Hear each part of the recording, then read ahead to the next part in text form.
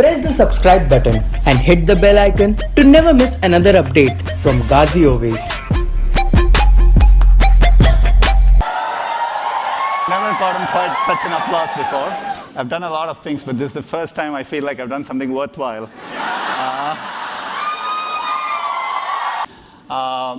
Sharukh needs no introduction, but he's one of the most popular and acclaimed actors in India.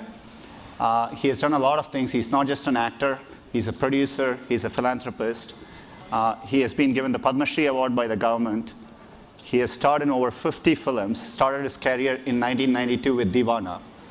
Most of you probably know this better than me. And he has also won the UNESCO Award for all his philanthropic work as well. They had a great show last night. A bunch of my friends were there. And Sharukh just told me it was their last show. And so they partied hard late last night. So he's probably a bit tired, but I'm very, very glad he's here. So let's welcome Sharukh onto the stage.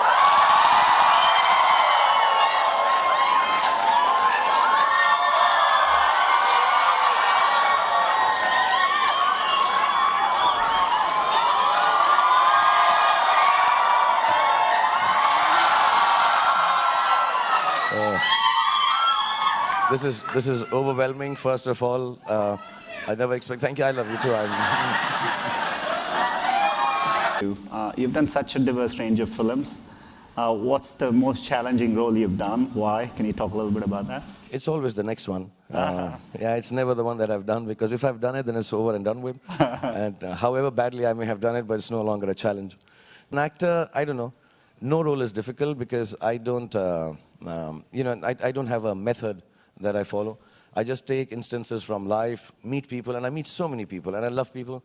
I love the hugs, I love to kiss them, I love to talk to them, and we're doing the kisses afterwards.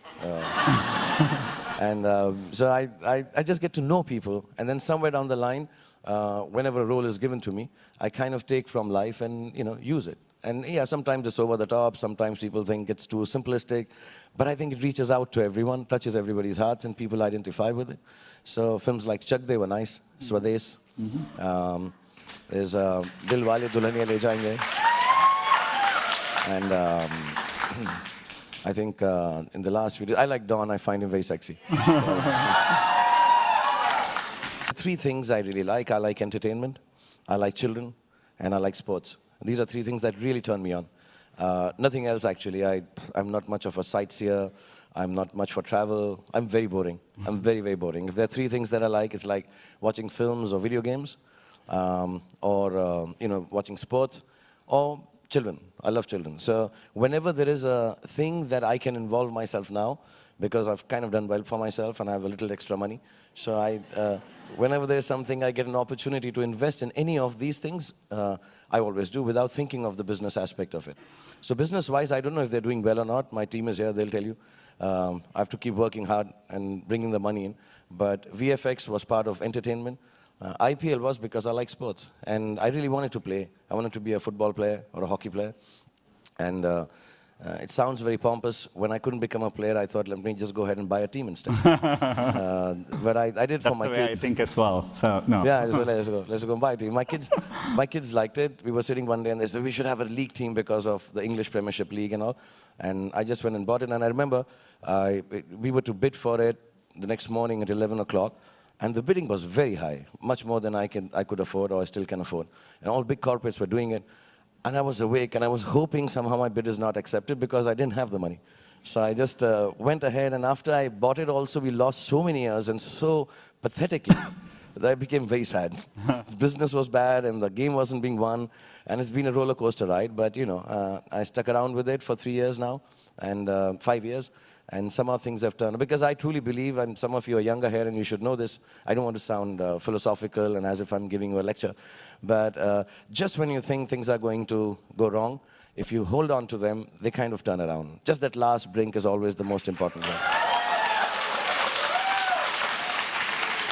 And I think for India especially, it's very important that the youngsters are educated if we want to change the country, because we have everything going for us. If we are just educated a little more or have access to education. So I would request everyone who's working at Google, figure out something specific, because you're the intelligent ones and smart ones and the fun ones. Figure out some specific things for Indian education so that it reaches deep inside the heartland of India, because we need kids like you coming here and ruling the world.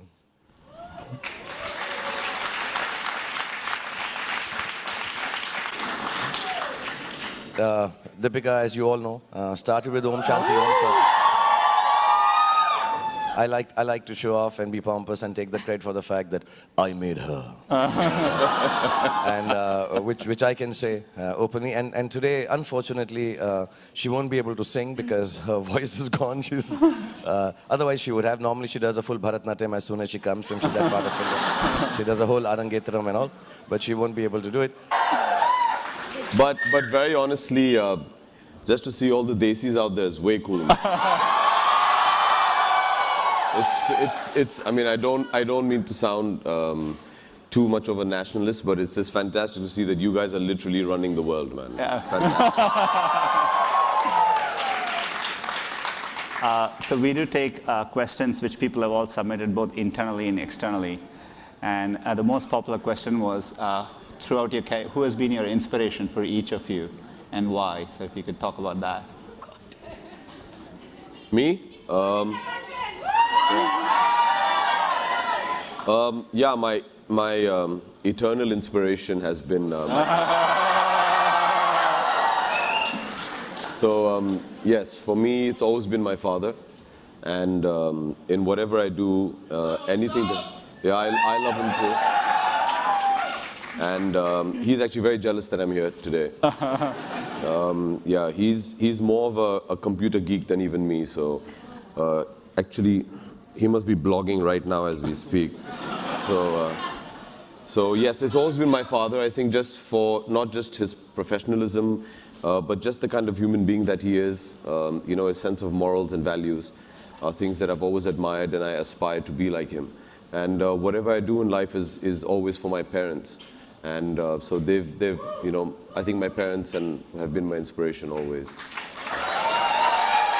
No, I get inspired by, I've always said this, and it may sound a little strange, but I get inspired not by special people. I get inspired by ordinary people. I find it is special, it's not special to be special, it's very special to be ordinary.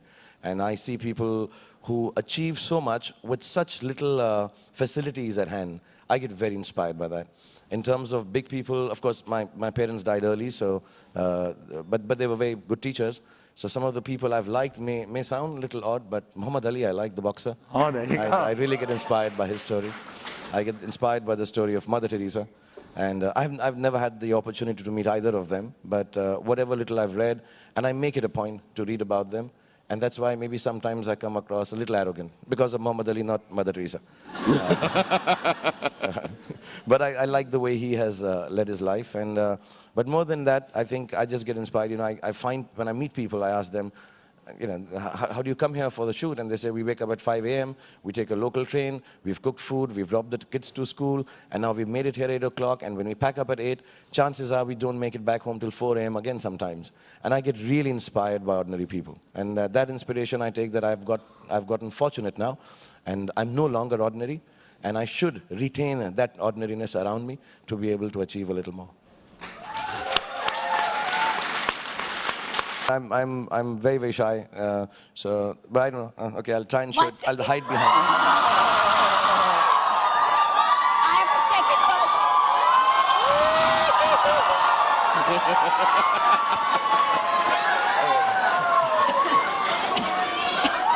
first. I'm sorry, I'll start blushing and all.